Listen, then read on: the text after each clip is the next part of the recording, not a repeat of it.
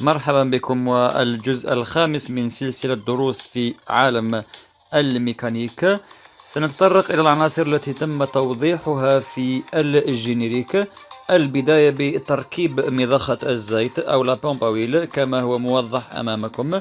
يتم تثبيتها أسفل المحرك أو أسفل الكارتر دي بالي دي فيلبريكان كما هو موضح أمامكم. والسلسلة هي سلسلة تربطها بالفيلبريكان أو العمود المرفقي لتشتغل هذه المضخة وفق دورة العمود أو مع دورة العمود المرفقي. ودور هذه المضخة هو رفع الزيت من صندوق الزيت أو الكارتر دويل أو الكارتر انفيريور ودفعه إلى الأعلى وفق دورة الزيت أو إلى دورة التزييت أو سيركوي دويل، وهي عملية هامة جدا لاشتغال المحرك. تثبيتها طبعا بالبراغي أو ليفيس كما هو موضح أمامكم. insertion des vis en place.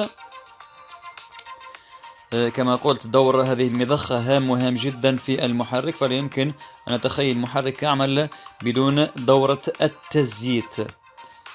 بعد تثبيتها نقوم بتدويرها، تشتغل بهذه الطريقة. لاحظوا السلسلة وهي مربوطة بالفيلبريكان، ومع دورة الفيلبريكان يتم رفع الزيت من الكارتر ودفعه إلى الأعلى.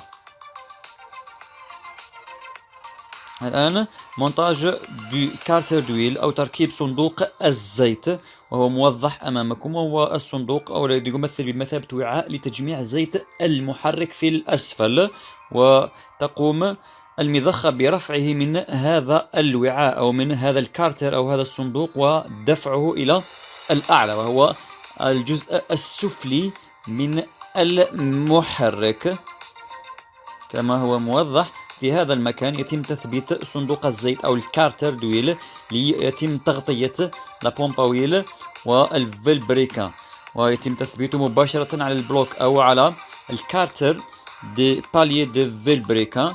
البداية بوضع حشو أو لاباتا جوان من السيليكون، ويتم توزيعها على حواف الكارتر كما هو موضح لتسهيل عملية التثبيت وحمايته من التسرب أو تسرب الزيت، بالإضافة إلى أنها مادة مقاومة للحرارة لأكثر من 300 درجة مئوية. يتم توزيعها كما هو موضح أمامكم على حواف الكارتر.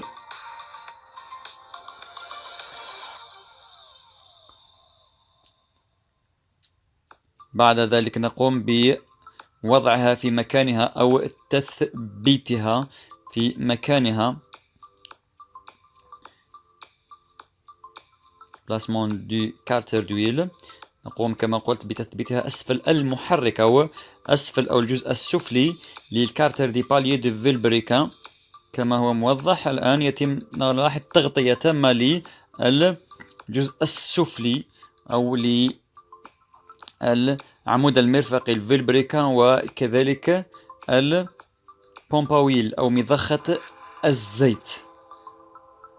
بعد ذلك نقوم بتثبيتها بالبراغي، وهي عملية هامة جدا لحماية زيت المحرك من التسرب.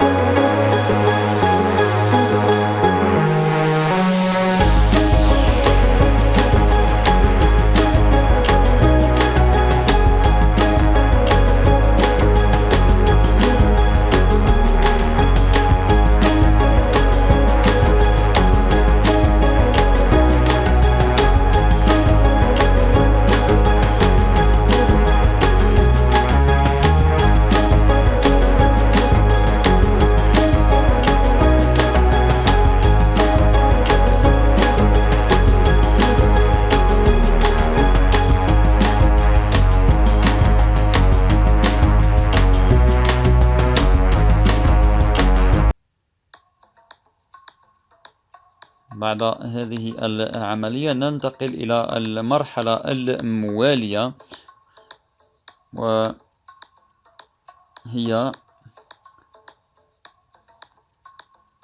مرحلة لاكيولاس، أو نقوم بوضع لاكيولاس، يعني مباشرة نضع لاكيولاس على جوان كلاس. لانستالاسيون دو لاكيولاس أو تركيب الكلاس. لاكيولاس التي نلاحظها أمامنا الآن بمختلف أجزائها بمختلف ملحقاتها، وتحدثنا عنها في الحلقات الماضية. نقوم بوضعها مباشرة على البلوك موتور أو على جوانت كلاس بهذه الطريقة، وهناك معالم لوجون تسهل العملية. لاكيولاس كما قلت بمختلف مكوناتها، يعني كوليكتور d'admission, collecteur d'échappement, bobine d'allumage وكذلك les injecteurs. وهي طبعا مركبة قمنا بتركيبها في الحلقات الماضية. بينيون كذلك مسؤول على تدوير أو ربط لاكيولاس أو لاربراكام بالجزء السفلي، وبالتحديد الفيلبريكا أو العمود المرفقي، حتى يتم تدوير المحرك بتناغم بهذه الطريقة. كما قلت الآن قمنا بتركيب جوان كلاس، لن نقوم بتثبيتها بالبراغي، فقط أنا أشرح العملية. هنا كما هو موضح لاربراكام وكذلك لسوباب إلي روسور تدوير البينيون، ومن خلاله كذلك يدور لاربراكام كما شاهدتم. قلت لن نركب لن نثبتها بالبراغي. الآن نقوم بوضع لكلبيتر بلاسمون لكلبيتر، وهي المسؤولة على الضغط وتحريك للسوباب إلى الأعلى والأسفل، أو فتحها وإغلاقها في غرف الاحتراق لشامبر دي كومبيسيون كما هو موضح. نقوم بتثبيتها بالبراغي في الفراغات الموضحة المشار إليها بالإشارة أو بالسهم، لكن لن نثبتها الآن إلى غاية أن نقوم بوضع المحرك داخل السيارة، وسيتم ذلك خلال الحلقة المقبلة. بلاسمون دو كوفر كيلاس أو كاش كيلبيتر، وهو الغطاء العلوي للمحرك كما تلاحظون. يتم وضعه بهذه الطريقة، وإلى هنا نكون قد تقريبا أكملنا تجميع أجزاء المحرك. لا زالت بعض الأجزاء لبينيون وسلسلة توزيع الحركة أو لاشين، والملحقات الأخرى سنتحدث عنها في الحلقة المقبلة حينما نقوم بتثبيتها، تثبيت المحرك داخل السيارة وتشغيله. يبدو هكذا محرك 1.4 بنزين. إلى هنا أتوقف، أشكر متابعتكم.